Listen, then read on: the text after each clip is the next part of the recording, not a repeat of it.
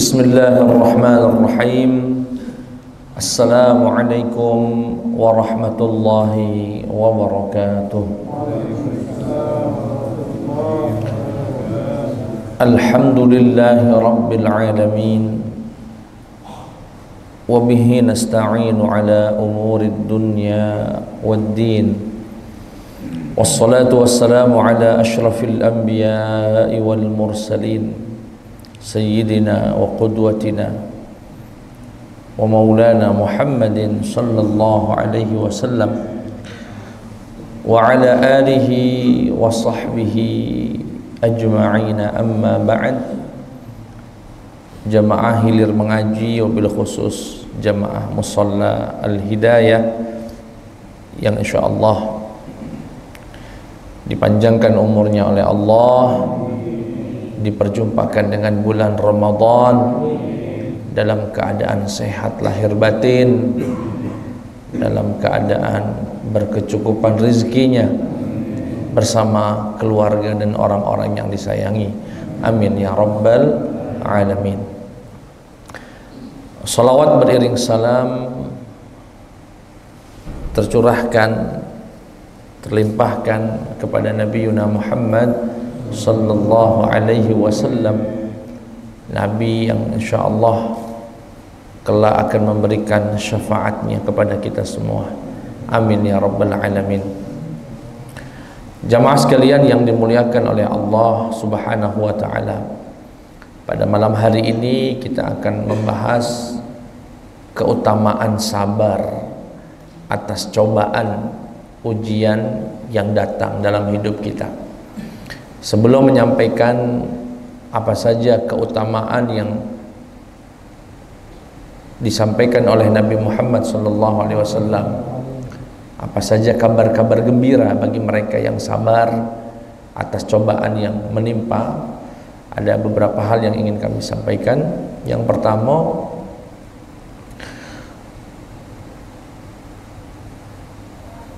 apalagi dalam kondisi kita hari ini ya, memang ekonomi lagi sulit, nyari lapangan kerja sulit, beras mulai langka, kalaupun ada harganya tinggi.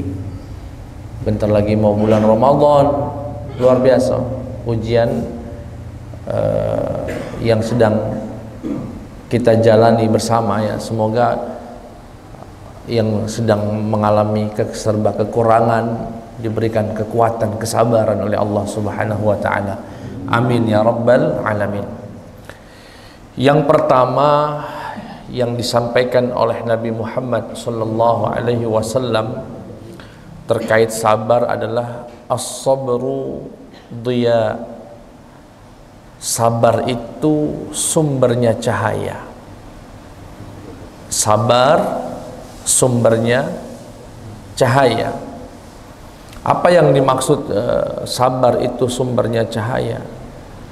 Karena bahan bakar dalam menaati Allah, dalam menjalankan syariat itu ya sabar. Sehingga Imam Nawawi rahimahullah wa radhiyallahu anhu membagi sabar itu menjadi 3. Disebutkan as-sabrul mahbubu fi syar'i, sabar itu ada 3. Yang pertama, as-sabru ala ta'atillah, sabar dalam menaati perintah Allah. Salat itu butuh sabar enggak, Pak? Butuh sabar. Lagi sibuk dagang, apalagi lagi rame-ramenya dipanggil salat, kalau enggak sabar enggak sanggup. Subuh-subuh hujan rintik-rintik, cuaca makin dingin, enak nian tidurnya. Tahu-tahu as-salatu khairum minan naum. Itu kalau nggak sabar nggak bisa bangun itu, Pak. Artinya dalam menjalankan perintah Allah itu butuh ini sabar yang pertama, sabar dalam menjalani perintah Allah. Puasa sabar, butuh sabar. Baca Quran butuh sabar, termasuk duduk di majelis semacam ini. Dengarkan ustadznya cerita, nyampaikan ceramah, itu butuh kesabaran. Karena tabiatnya manusia itu tidak senang mendengar, senangnya ngoceh. senangnya menyampaikan. Tapi kalau dengar, kalau nggak sabar, nggak kuat kita duduk berlama-lama di sini. Enak nonton TV di rumah. Sehingga untuk taat sama Allah butuh kesabaran. Yang kedua, wasabru an ma'siyatih, sabar untuk tidak bermaksiat. Sama. Selain sabar dalam ketaatan, sabar juga dalam meninggalkan kemaksiatan. Untuk tidak menerima amplop sebelum pemilu, sabar itu. Kalau nggak sabar, diterimanya galau. Buktinya banyak yang nggak sabar, akhirnya nerimo amplop tadi karena nggak sabar. Ya. Berzina, kalau nggak ada sabar, sudah berapa banyak orang yang akan terjerumus pada perzinaan. Riba sama, kalau nggak sabar, nggak tahan, ya akhirnya orang melakukan riba. Nggak sabar dia, misalnya untuk hidup ngontrak terus, susah. Akhirnya dia ngambil rumah tapi harus pakai sistem riba, nggak sabar. Nah ini sabar yang kedua, sabar dalam meninggalkan kemaksiatan. Nah yang ketiga, was-sabru aidan 'alan naibati wa anwa'il makarihi fid dunya, sabar dalam menerima cobaan. Memang nggak mudah ya, saya khawatir, saya berlindung kepada Allah dari kabura maqtan 'indallahi an taqulu ma la taf'alun. Murka besar ya, murka Allah bagi orang yang pandai bicara tapi tidak bisa mengamalkan apa yang disampaikan. Jadi kami hanya menyampaikan baik, sembari kami pun belum pada titik sabar dalam menerima musibah, atau kadang-kadang kita juga protes, kadang-kadang kita juga mengeluh dan lain sebagainya. Tetapi secara umum intinya adalah sabar itu ada sabar dalam ketaatan, sabar dalam melaksanakan ketaatan yang pertama, sabar dalam meninggalkan maksiat, dan sabar dalam menerima coba. Ada orang sabar taat tapi nggak sabar maksiat, akhirnya apa? Taatnya jalan, maksiatnya jalan. Ada orang yang sabar tidak bermaksiat, sabar dia untuk melaksanakan sholat, tapi begitu dikenakan musibah nggak sabar dia. Nah, artinya ketiga-tiganya ini sumbernya, bahan bakarnya adalah sabar.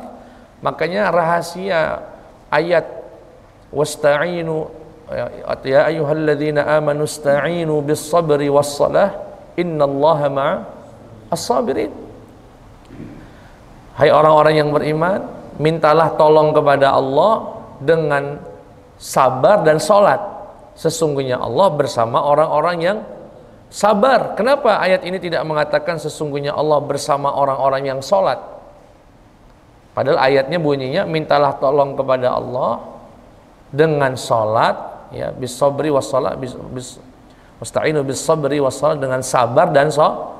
Kenapa enggak sesungguhnya Allah bersama orang-orang yang sholat? Alasannya karena orang yang sholat belum tentu sabar dalam menerima musibah.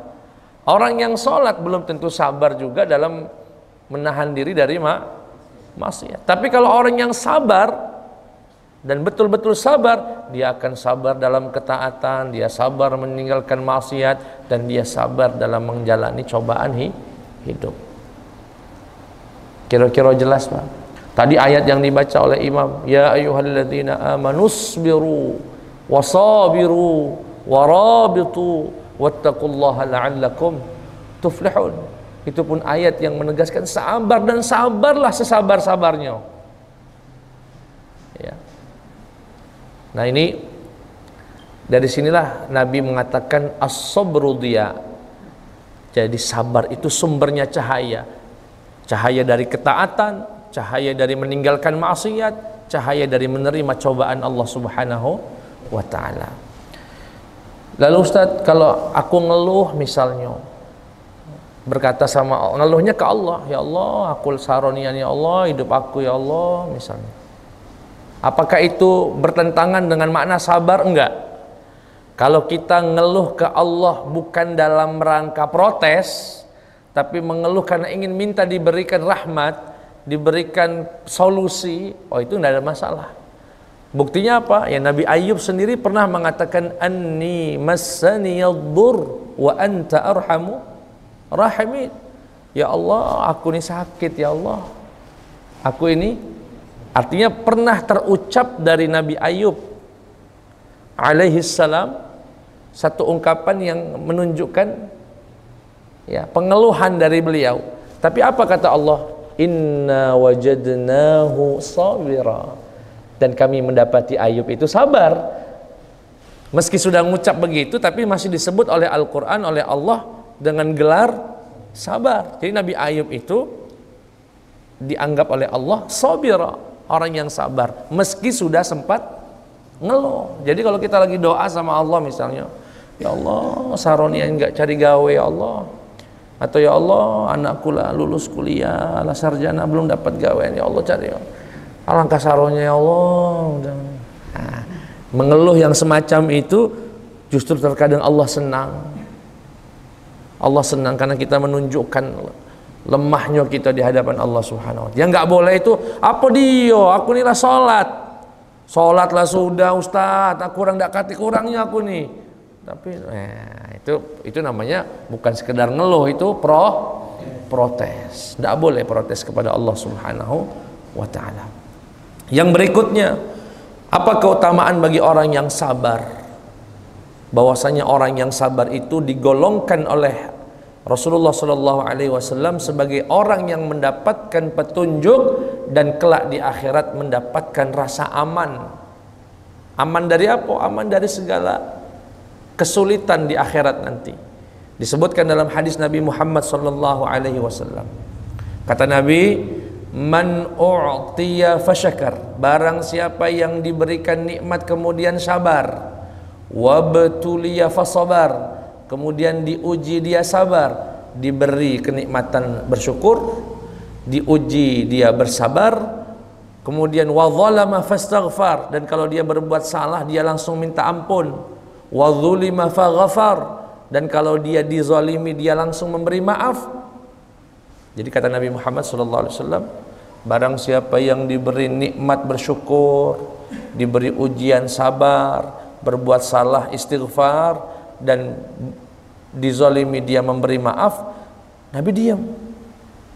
Para sahabat bertanya, lalu ngapain itu ya Allah? Apa yang dia dapat itu kalau sifat-sifat tadi disebutkan? Kata Rasulullah, ulaika lahumul amnu wa hum muhtadun. Mereka lah orang-orang yang akan mendapatkan rasa aman, tenang di akhirat nanti, ya. Dan mereka lah orang-orang yang mendapatkan petunjuk.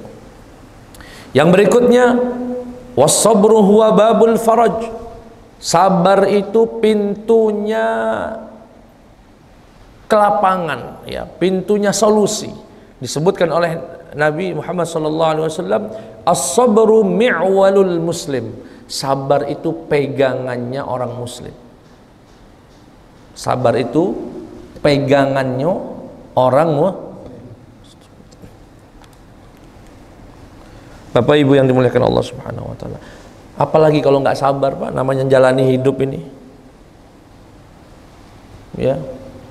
Kadang rezeki sempit, ya, saron ya, anak nyari rezeki. Ya, anak sakit, sudah berusaha, tidak bisa nyari obatnya, tidak bisa beli obatnya, tidak bisa. Sabar, cuma sabar Pak, nggak bisa yang lain. Itulah pegangan kita untuk bisa menjaga iman ini. Kalau tidak, berapa banyak orang akhirnya murtad. Na'udzubillah min dzalik. Ya, karena ditawari Indomie sekotak, karena tidak sabar kan. Jadi, menjalani hidup ini ya sabar itulah Pak. Sabar, apalagi di fase-fase yang semacam ini, fitnahnya luar biasa, ya, tawaran kemaksiatan luar biasa, pinjaman riba, pinjaman datang tanpa ngetok pintu lagi. Kalau nggak sabar terkena kita, ya. Yang berikutnya, was-sabru 'alal bala' kaffaratun wa tuhratun lil 'abd.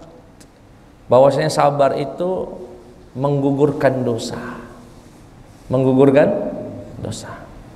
Yang berikutnya bahwasanya anna syiddatal bala 'alal wahid minna bihasabi quwwatid din. Jadi rupanya kerasnya atau beratnya satu ujian itu berdasarkan kekuatan iman.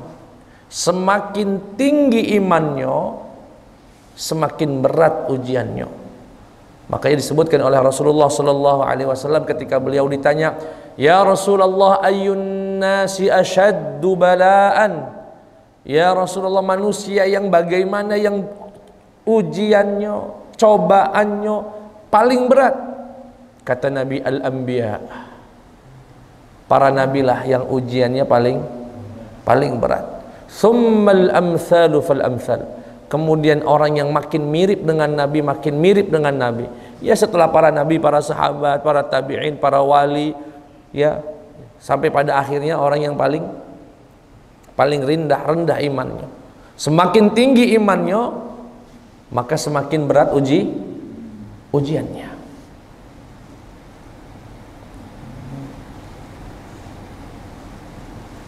Kalau kita dibandingkan Nabi Muhammad, ya belum ada apa-apanya, Pak. Ya. Kalau kita baca sirah nabawiyah, lihat bagaimana diludahi, ya, diludahi Nabi, diejek, dihina, diusir, diperangi, ya, saudara-saudaranya pun diperangi, diusir, diblokade, pergi ke Taif diusir, pergi keluarga saudaranya, ya, bersama anak angkatnya diusir ke Taif, hijrah ke Madinah, ya, dari kampung halamannya diusir dan sebagainya. Nabi Muhammad SAW, ya, jadi kalau kita, apalagi kami para penceramah ini, belum apa-apa, Pak. Kami datang disambut, dinjuk minum, enak dewek. Nah, yang lainnya belum dapat, kami lah dapat. Ada madunya, caknya ini. Ya. Yang lainnya tidak. Enak kami. Kalau Nabi Muhammad dilempar batu datang, Pak. Ya. Diperangi, dibunuh dan sebagainya. Jadi ujian seorang muslim itu semakin tinggi imannya, semakin berat juga dan ujian itu tidak selalu dalam bentuk musibah, bisa jadi dalam bentuk kelancaran rezeki. Ya, berapa banyak orang itu ketika miskin, susah rezekinya, doanya nikmat sampai nangis-nangis. Ya Allah, anjuk aku gawean, ya Allah, aku belum begawe, ya Allah. Itu nikmat sekali doa sampai netesin air mata. Begitu sudah punya kerjaan, lancar rezekinya, doa itu nyantai bae. Rabbana atina fid dunya. Enggak ada nikmatnya lagi dia. Bahkan kadang-kadang lupa berdoa. Setelah dapat, nanti begitu ada hajat lagi, baru minta lagi. Baru nangis-nangis lagi. Jadi Ustaz pernah baca satu kitab, ya, Syarah Hikam dari Imam Syarqawi, bahwasanya terkadang doa itu ditunda jawabannya karena Allah masih senang mendengar rintihan tadi, rintihan doa kita. Nah, ada orang, ya kayaknya kisah Sa'labah yang biasa kita dengar dari guru kita Kiai Haji Zainuddin MZ. Dulu ketika miskin, sholatnya 5 waktu tepat waktu, sebelum azan sudah di masjid. Begitu dikasih kambing, kambingnya 5, 10, 40 mulai terlambat. Repot ngurusi kambing tadi. Nalikannya kambing dulu, datang selesai sholat baru dia datang. Dulu belum punya kambing, rajin sholat. Begitu punya kambing, gitu juga manusia. Dulu nggak punya mobil, nggak punya motor, jalan kaki ke masjid lancar. Begitu punya mobil malah nyuci mobil azan. Betul nggak kayaknya? Enggak ya? Enggak juga. Ada kayak nggak itu? Iya. Luar biasa. Yang berikutnya, nah ini yang juga luar biasa, yang membuat kita terkadang ketika sedang mengalami musibah ini bisa menjadi hiburan kita, bisa menjadi penyejuk hati kita. Apa itu? Kata Rasulullah sallallahu alaihi wasallam, yu'ta bisyahidi yaumal qiyamati fayuqafu lil hisab. Akan didatangkan orang yang meninggal dalam keadaan berperang, seorang syahid hari kiamat untuk dihisab. Begitu juga orang yang rajin sedekah untuk dihisab. Begitu ada orang yang dulunya di dunianya susah, rizkinya susah, bahkan kadang mungkin sering sakit, saro hidupnya, nggak dihisab sama Allah Subhanahu wa taala. Tidak ada timbangan, tidak ada catatan, akan tetapi fayusabbu alaihimul ajru sabba. Justru akan dituangkan pahala yang begitu besar. Hatta inna ahlal afiyati la yatamannawna fil mawaqif anna ajsadahum quridat bil maqaridi min husni thawabillah. Jadi gampangnya begini, Pak. Jadi nanti di akhirat itu orang yang di padang mahsyar akan dibagi menjadi dua bagian. Satu yang disebut dengan ahlul afiyah, disebut dengan kelompok ahlul. Siapa itu? Orang yang hidupnya di dunia lancar terus, jarang susahnya, rizkinya lancar, gaweannya lancar, hidupnya nikmat dan lain sebagainya. Yang satu yang disebut dengan ahlul bala, hidupnya susah, naudzubillah, mungkin cacat, hidup dari keluarga miskin, tidak dapat gawean, ya, kadang direndahkan oleh orang, pokoknya serba sulit. Begitu datang fase nak dihisab, orang-orang ahlul afiyah ini sudah disiapkan itu timbangan dan catatan amalnya untuk dilakukan penghitungan dan penimbangan amal soleh dan amal buruknya. Begitu wong ahlul bala yang datang, kata Allah langsung masuk surga tanpa dihisab. Kata wong ahlul afiyah, kenapa dia tidak dihisab? Kata Allah, Allah itu dalam tanda kutip tidak enak. Di dunia sudah dibuat susah, di akhirat disusahin lagi. Sehingga wallahu akramu min an yu'adziba 'abdahu marratain. Allah lebih mulia daripada menyusahkan hambanya dua kali. Di dunia susah, di akhirat susah. Akhirnya ahlul bala tadi tidak di. Kata ahlul afiyah, kalau tahu mah itu lebih baik aku dicabik-cabik baik dulu disusah, lebih baik dipotong-potong baik jasad aku dulu di dunia, asalkan aku seperti itu nasibnya di akhirat. Sudah terlambat. Ini berbicara tentang ahlul afiyah yang diberi nikmat tapi nggak ibadah. Kalau ahlul afiyah diberi nikmat dan dia ibadah, ya sama baik lancarnya. Dan ini pun untuk ahlul bala, ahlul musibah, ahlul cobaan, yang ikhlas, yang ridho, yang sabar. Kalau udah miskin, saro hidupnya dan nggak sholat, lebih lama lagi dari ahlul afiyah tadi. Makanya kadang-kadang mohon maaf nih dengan segala hormat ini, aku pernah lihat sekelompok buruh pecah kelapo. Banyaknya azan Jumat masih mecai kelapu. Ada yang tidak berbaju, ada yang ini, ada yang... Kita nak Jumatan, tinggal 15 menit lagi. Sampai kami balik tidak sholat. Dalam batin itu, ya Allah, ini ahlul bala dunia wal akhirah. Kalau begitu dia nggak dapat taubat dari Allah, alangkah kasihannya. Di dunia nyari duitnya saro, sholat tidak.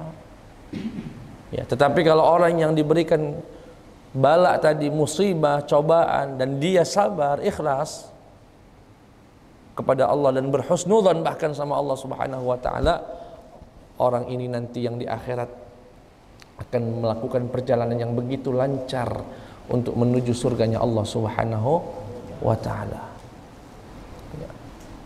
Yang berikutnya disebutkan oleh Nabi Muhammad SAW, ada kabar gembira, idza ahabballahu 'abdan, jika Allah senang, cinta dengan seorang hamba, au arada an yusaffiyahu, sabba 'alaihi al-balaa sabba wa sajjahu 'alaihi sajja, fa idza da'a al-'abdu ya rabbah qala Allahu labbaika ya 'abdi la tas'aluni syai'an illa a'taituka imma an u'ajjilahu lak wa imma an addakhirahu laka.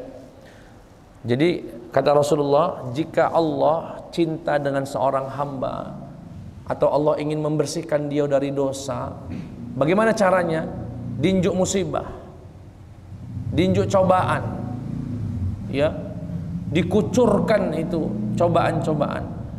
Dan nanti jika hamba itu berdoa di tengah musibahnya, ya Rabbah, duhai Allah, Allah akan menjawab, labbaik, ku penuhi panggilanmu duhai hambaku.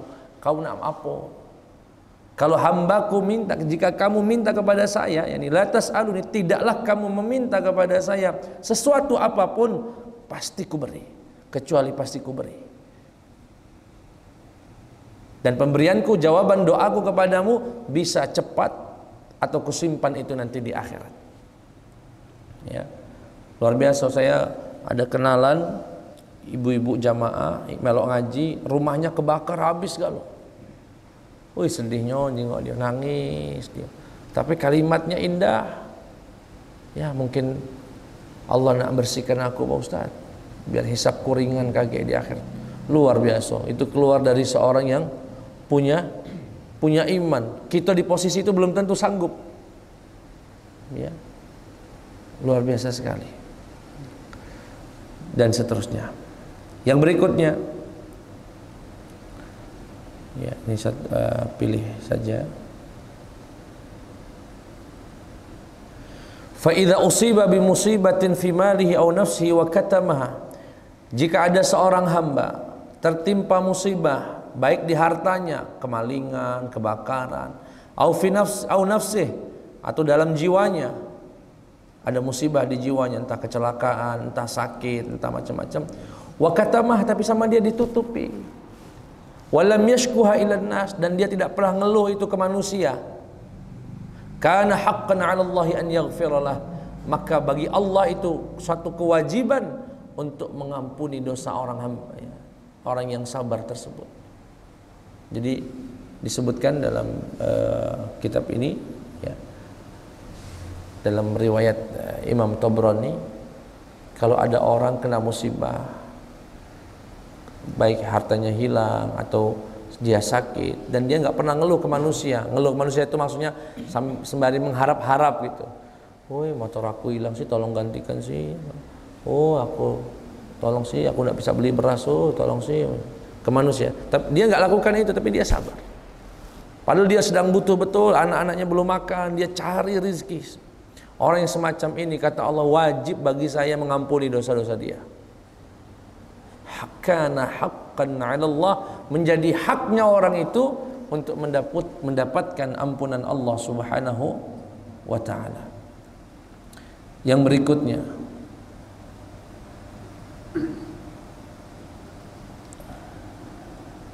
ini ada satu hadis yang juga luar biasa. Jadi sahabat Ibnu Abbas berkata kepada Atha bin Abi Rabah, wahai Atha, ya wahai Ibnu Abbas, ada apa? Ala urika imra'atan min ahlil jannah, kamu mau enggak aku perlihatkan wanita ahli surga?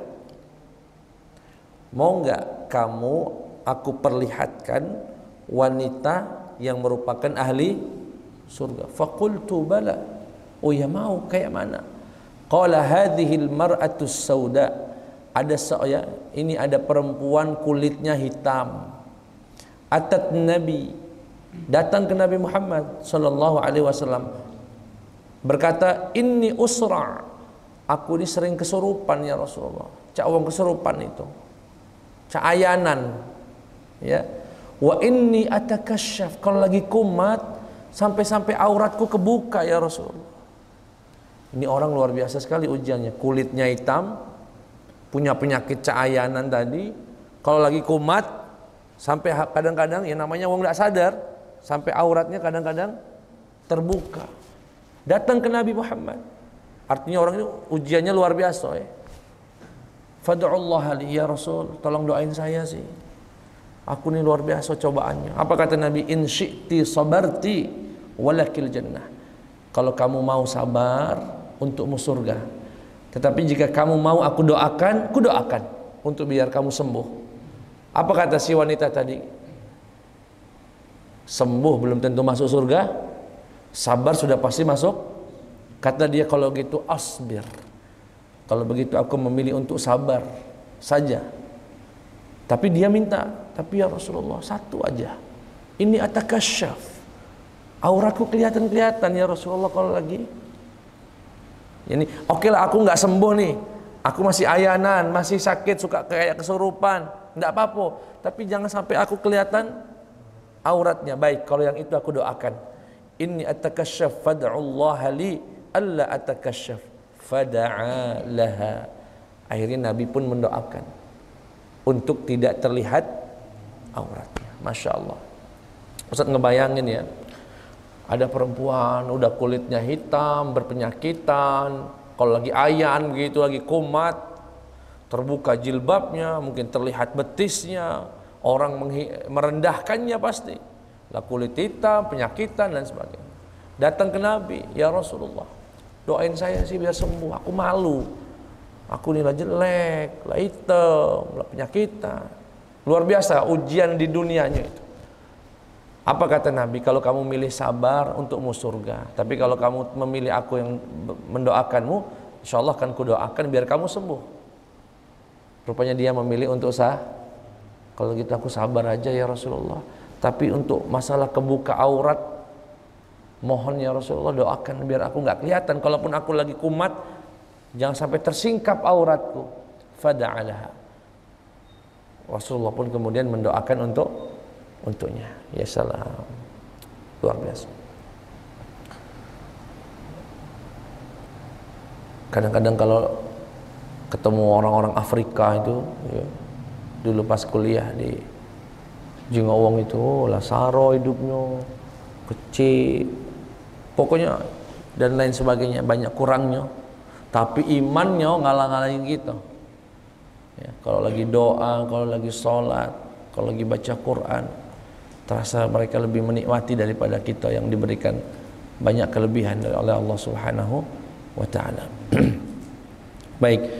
Yang berikutnya di antara kabar gembira yang diberikan oleh Nabi Muhammad, diberitahukan oleh Nabi Muhammad sallallahu alaihi wasallam, bahwasanya annallaha yatakarram alaihi fayajzi lahu thawaba amalihi alladzi kana ya'maluhu qabla maradih. Ini di antara kabar gembira yang Allah berikan, yang diberitahukan oleh Nabi Muhammad bagi orang yang terkena cobaan sakit. Terkena apa? Diuji dengan apa itu ganjarannya? Bahwasanya malaikat tetap diperintahkan untuk mencatat amal soleh yang biasa dia lakukan semasa dia sehat. Maksudnya mana Ustadz? Saya punya jamaah dulu rajin sholat 5 waktu, Masya Allah. Tapi sekarang stroke, sudah hampir setahun, 2 tahun bahkan mungkin lebih, sudah nggak bisa ke masjid lagi, nggak bisa ke masjid lagi. Diuji oleh Allah dengan sakit berupa, akhirnya sholatnya di mana? Di rumah karena nggak bisa ke masjid. Apa kata Rasulullah SAW? Orang yang semacam itu meski sholatnya sendirian di rumah, tapi pahalanya 27 derajat karena dia sebelum sakit, semasa sehatnya dulu selalu mendatangi rumah Allah Subhanahu wa taala. Kira-kira jelas, Pak ya? Jadi kemarin masa-masa Covid itu, Pak, sedih rasanya tidak bisa ke masjid. Ada caknya beberapa bulan tidak ke masjid karena masjid memang tidak dibuka. Sedih dari sisi tidak bisa ke masjid, tapi dari sisi pahala insya Allah tetap sempurna seperti halnya kita sholat di masjid. Di sini ada hadis yang luar biasa, kata Rasulullah, ajabun, sungguh menakjubkan, lil mu'min wa jazaihi minas saqam. Ya, sungguh menakjubkan orang mukmin yang mengeluh atas sakit yang dia terima, yang menimpa dirinya. Kenapa? Walau kana ya'lamu ma lahu minas saqam, andaikan dia tahu pahala di balik sakit yang sedang menimpanya, walau kana ya'lamu ma lahu minas saqam ahabba an yakuna saqimad dahr. niscaya dia akan minta sakit seumur hidupnya. Wah, ini berat sekali memang ya. Kata Rasulullah, aneh ada orang mukmin beriman begitu sakit marah-marah sama Allah. Padahal kalau dia tahu besarnya pahala yang Allah berikan di balik cobaan itu, dia akan minta sama Allah untuk sakit seumur hidup. Ya. Ini lagi apa dia? Lagi menghibur orang sakit.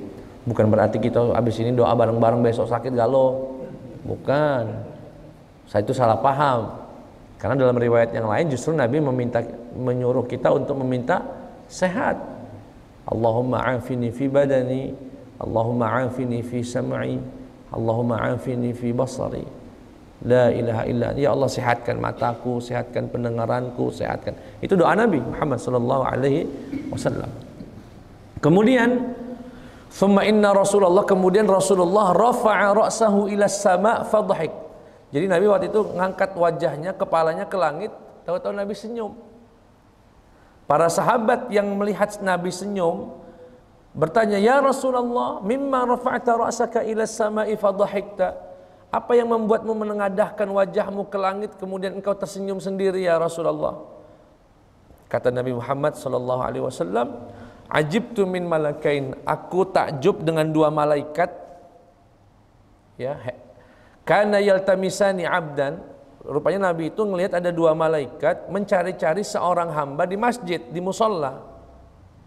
Kana yusalli fi, ya, di tempat sholat yang biasanya seorang hamba itu sholat di situ, dan malaikat rupanya nggak menjumpai, falam yajidahu, tidak mendapati hamba tersebut, faraja'a, akhirnya pulang malaikat ini. Jadi ada dua malaikat dilihat Nabi sedang mendatangi tempat orang yang biasa sholat. Loh, kok yang dua orang yang biasa sholat di mushola ini kok nggak kelihatan? Ketika nggak jumpa, akhirnya malaikat pulang. Lapor ke Allah, ya Rabbana, kata dua malaikat tadi, duhai Tuhan kami, abduka fulan, hambamu fulan, dulu kami biasa kunna naktubu lahu fi yaumihi wa lailatihi amalahu alladhi kana ya'mal. Kami biasanya nyatetin amal-amal dia, tapi hari ini tidak terjengok. Fawajadnahu habastahu fi hibalika. Tapi rupanya hari ini kami nggak mendapatkannya. Dia tertahan karena sakit yang menimpanya. Apa kata Allah Subhanahu wa taala? Uktubu li 'abdi amalah. Tetap catat saja amalan yang biasa dilakukan oleh si hamba sehari semalam, wala tanqusu minhu syai'an. Jangan kau kurangi, jangan kalian kurangi sedikit pun. Wa 'alayya ajruhu ma habastuhu, dan tanggungan saya pahala, ya, apa yang membuatnya tertahan. Walahu ajru ma kana ya'mal, dan untuknya pahala yang biasa dia lakukan. Paham Pak ceritanya? Agak panjangan nih. Intinya, suatu hari Nabi Muhammad SAW menengadahkan wajah gini ke langit. Kemudian Nabi senyum. Ketika senyum, para sahabat bertanya, kenapa Nabi kok ngangkat kepala ke langit kemudian senyum sendiri? Kata Nabi, iya, aku tadi itu ngelihat dua malaikat lagi nyari-nyari seseorang di tempat biasa dia sholat. Sampainya di sana, orang itu nggak ada, rupanya sakit. Jadi malaikat balik ke Allah Subhanahu Wa Taala berkata, ya Allah, kami ini datang ke musola Al-Hidayah. Abah misalnya, Abah kan lagi sakit ya, tidak ada hamba tersebut. Biasanya kami jingok dia seharian semalam, ya ke musola itulah, tidak terjingok. Apa kata Allah? Tetap catat saja. Catat saja kalau si hamba itu sholat berjamaah, dan jangan dikurangi sedikit pun, walaupun dia nggak ke musola, walaupun dia nggak ke masjid. Masya Allah, ini kabar gembira bagi yang diuji Allah dengan musibah. Jangankan sakit Pak, mohon maaf ya, datang subuh-subuh ke masjid, begitu iqamah perutnya mules, perutnya akhirnya masuk ke kamar mandi. Begitu selesai dari kamar mandi, datang lagi ke masjid, uanglah bubar, akhirnya sholat sendiri dewean. Bagaimana tentang pahalanya? Tetap dapat pahala 27 derajat walaupun sholat sendirian. Atau bapak biasa puasa Senin Kamis, tahu-tahu hari itu harus pergi ke Lubuk Linggau misalnya, akhirnya tidak bisa puasa. Apakah bapak kehilangan puasa Senin Kamisnya? Enggak. Walaupun enggak puasa, malaikat tetap mencatat kalau kita dianggap tetap berpuasa. Luar biasa nian Pak, ujiannya itu. Ya, makanya saya kadang-kadang kalau sedang menjenguk orang yang sakit, yang biasa saya sampaikan salah satu poinnya adalah itu. Ada jamaah rajin ngaji, tahu-tahu dia sakit, diopname sampai seminggu. Ketika kita datang, sedih dia, kadang sampai nangis, Ustaz, rindu nian aku nak ngaji Ustaz, tapi mak mana kondisi. Kita sampaikan, tidak apa-apa, yang sabar, malaikat tetap mencatat kamu hadir, pahalanya tetap ada. Nah, itu luar biasa, kabar gembira bagi yang diuji oleh Allah Subhanahu wa ta'ala. Yang berikutnya, yang diuji kehilangan dua matanya. Ini juga ujian, bentuk ujian yang lain.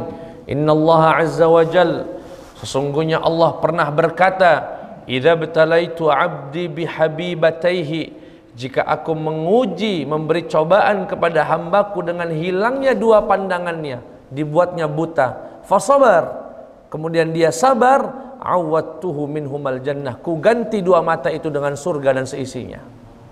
Ya salam, luar biasa. Ada beberapa jamaah, termasuk abah siapa? Sahabat Ustaz Abu Bakar ya, kena glaukoma. Ya, aku pernah duduk sebelah beliau ngobrol, sejak kapan ya? Ini Ustaz, sudah berapa tahun kurang lebih ya beliau kena glaukoma. Ya, mungkin Allah pengen jaga aku Ustaz di akhir-akhir hidup aku ini. Luar biasa. Insyaallah lahu jannah, insyaallah. Untuk beliau surga. Ada juga imam masjid Amanah Amanah. Ustaz apa? Ustaz Heri Ansori ya? Ya, Ansori. Sama kena glaukoma juga. Tapi terlihat ikhlas. Ya insyaallah yang menjanjikan surga bukan aku. Allah yang langsung berkata dalam hadis qudsi, "Awwadtuhu minhumal jannah." Ku gantikan untuknya dari dua mata itu surga. Luar biasa. Ini yang diuji Allah dengan hilangnya kedua mata. Rahimahullah, saya punya guru namanya Ustadz Farid Hambali, guru yang luar biasa, fasih dalam berbahasa Arab. Sekarang sudah meninggal dunia, kena katarak, operasi gagal, malah mengalami kebutaan. Akhirnya tidak bisa lagi ngajar kami di pondok, beliau hanya tinggal di rumah saja. Ketika tinggal di rumah, saya pernah jenguk beliau menghafal Quran pakai Walkman ya. Kalau dulu Walkman ya namanya, kaset. Bercerita, alhamdulillah hikmah dari aku dibutakan, ini mengatakan ke kami, aku bisa menghafal Quran selama 4 tahun, bisa hafal Quran. Saya tidak tahu berapa juznya, cuma beliau berkata hafizul Quran min khilalis syarit, dari kaset ini. Subhanallah. Mungkin kalau tidak buta, mungkin tidak sempat untuk itu hikmahnya. Nah, orang yang semacam ini kalau dia sabar, disebutkan dalam hadis yang lain, mabtuliya abdun, tidaklah diuji seorang hamba ba'da dhahabi dinihi, setelah hilangnya agama, bi asyadda min dhahabi basarih, yang ya lebih sakit lagi, lebih besar lagi ujiannya dari dihilangkan pandangannya. Barang siapa yang diuji oleh Allah dengan hilangnya penglihatan, kemudian dia sabar sampai berjumpa dengan Allah, maka laqiyallah wa la hisab alaih, dia akan berjumpa dengan Allah dan tidak ada hisab baginya. Sekali lagi, hadis-hadis semacam ini jangan dipahami besok doa minta buta galau.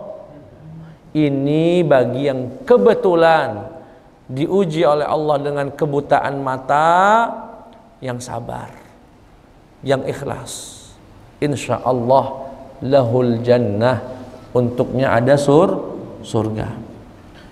Yang berikutnya, ya, ada kabar gembira bagi orang-orang yang sedang sakit. Ya, orang yang sakit, entah itu demam atau sakit yang lain, kemudian dia membaca doa ini, la ilaha illallah wallahu akbar, la ilaha illallah wahdah, la ilaha illallah la syarikalah, la ilaha illallah lahul mulku wa lahul hamdu, la ilaha illallah wa la hawla wa la quwwata illa billah. Andaikan orang yang sakit baca itu dan meninggal di hari itu, maka atau di bulan itu, maka dia meninggal dalam keadaan suci dari dosa. Masya Allah.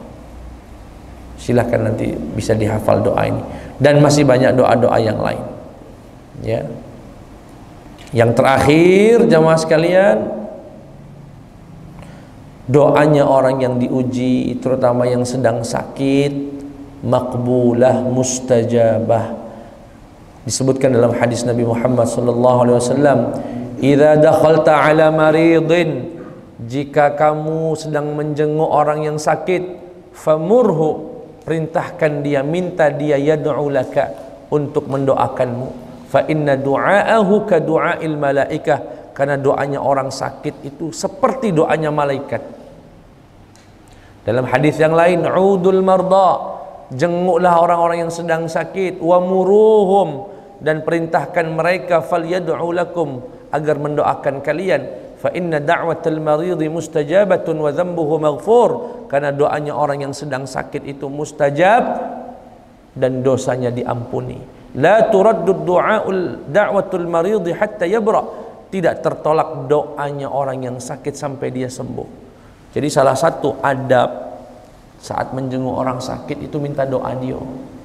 Jadi ketika kita sedang menjenguk orang sakit, kita hibur dia, kita nasihati kesabaran yang ikhlas, banyak istighfar. Sebelum pulang minta dia doa.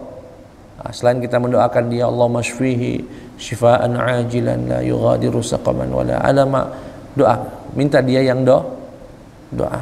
Kenapa kita minta doa dia? Karena doa dia seperti doanya malaikat. Karena doanya dia tidak akan tertolak sampai dia sembuh. Karena doanya dia mustajab, kata Rasulullah sallallahu alaihi wasallam. Tapi jengok-jengok juga. Kalau mulut lah masuk selang galau-galau, jangan suruh doa.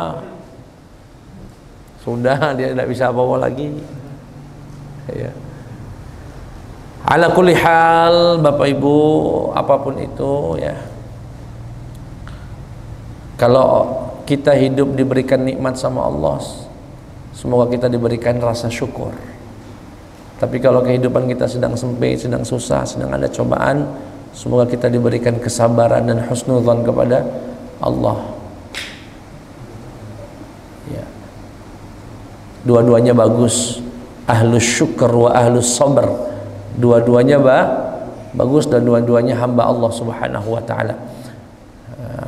Kami kira cukup. Semoga yang hadir di sini, jika sedang sakit Allah sembuhkan, kalau sedang susah rezekinya Allah permudah, Allah lapangkan. Yang sedang punya hajat Allah kabulkan. Yang anak-anaknya mungkin belum nurut, belum berbakti, Allah berikan petunjuk. Amin amin ya rabbal alamin. Wa sallallahu ala sayyidina Muhammad wa ala alihi wa sahbihi wa sallam. Subhanakallahumma wa bihamdika asyhadu an la ilaha illa anta astaghfiruka wa atubu ilaik. Wassalamu alaikum warahmatullahi wabarakatuh.